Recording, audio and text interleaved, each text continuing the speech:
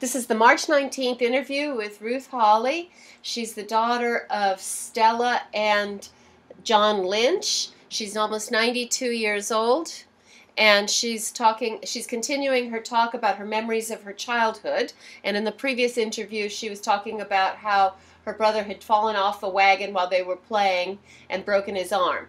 And so let's go on and let's talk more about your memories of your childhood to growing up with your brother, Russell Linch.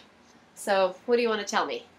Well, we had a very happy childhood. My parents were gentle, nice people, and as far as I don't remember any particular restrictions. If it was possible, didn't bother anything, I was allowed to do most, especially out on the farm, playing with the chickens and running around the grounds. My mother, we had a hired man by the name of George Igo, and he was also went with my father as his laborer to put up the rods. He did the footwork of the unrolling the cables on the buildings and nailing everything. So he was a member of the family, George Igo, and we all liked him so much. A wonderful person. Well, when he was getting the horses, actually we had a team of mules, and he'd been out in the field. He did farm work for my dad when my father was on this farm at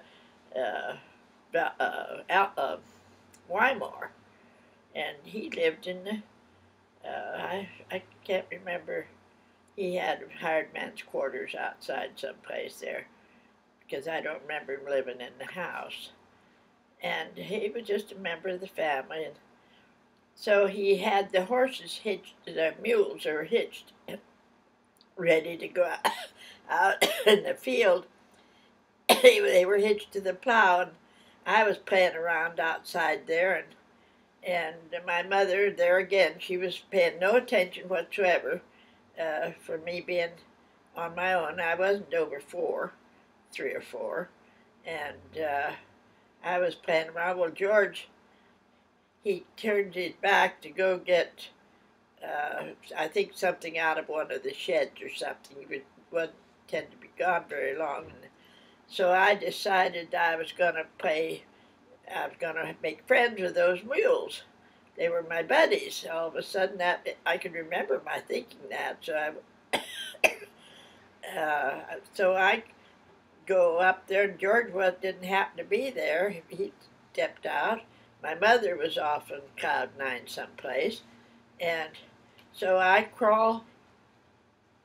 I remember getting down, sliding down the tongue of the plow, and getting in between those two mules, and I was a-cooing and a-talking to them and a-patting them on the legs, and it's a good thing they were mules, because they had better brains, and if it had been a team of horses, they'd have taken off, because that would have been all they needed, a team of horses. Have some kid down under their legs, they would have run. But these mules, I remember arching their necks and looking back at me in their ears, looking at their faces, and I was just talking to them, How old were you about then? About 3 or 4. I was long before I started school. Well, here come George Igo, and there, lo and behold, there I was up under the mule's legs, between them. And I remember George creeping up just so carefully, and I thought to myself, well, what's the matter with him? He didn't act like my friend George at all. He had a real strange tone to his voice, and he was talking softly, and he was getting a hold of their harness and trying to reach in, get a hold of me, and get me out of that. And it was hooked up to a plow that all they had to do is go 10 feet, and I'd been plowed down under the ground, because their blades were all set to go out in the fields. Well, you were lucky. Of course. Well, he managed to get a hold of my skirt tail and drag me out from under him and just talk gently. They were used to George, or if it hadn't been for the fact it was a team of mules, I'd be history. I'd be long dead, because horses would not hold still for that at all. They'd jump and run, but not the mules. They were interested. Both of the mules were arching their head and looking back at me, and their ears were up straight. So after that, did you realize you were doing something really dangerous, or? Well, no. He dragged me up to the house, and he was just a tremble. He was a young guy. He wasn't no early 20s, and small built. And but I remember him screaming to my mother to get this kid in the house. She almost got killed. Didn't seem to worry her any. Oh, was that right? You know, she never even bothered to. It never crossed her thin mind that she came close to losing her child. And that was her, though. She was just that way. She never, well, she never laid much of a straw in anybody's path. That was sure thing. You learned to be on your own. And anything us kids ever did, it was all right with her. She never stopped us. We were taught our prayers, and I'll say now I lay me down to sleep prayer and that kind of stuff. And she always had, you guys always had books, because you went to the library. Oh, yeah, she had books, and I was always playing in her sewing basket, and cutting out, I had scissors, and she didn't pay much attention to anything, really. But that was how close I came to getting killed, with that episode with the mules. And I look back on it, I just can't believe it that a mother could be so negligent as she was. It was just unbelievable. You live because you're just lucky. Because children do face obstacles. Yeah. And I was told, and I always stop and look at a street corner. Look both ways. And look when you come into an alley, you look. Now, she did do that, or my dad did, I can't remember, but I remember that training. And to pay attention always to look both ways for cars, which I did. I was a good, obedient child. So was Russell. Well, let me see, what next? So then we moved from there to Lincoln, a suburb of Lincoln called University Place. And I suppose it'd be a year or so later than the mule episode.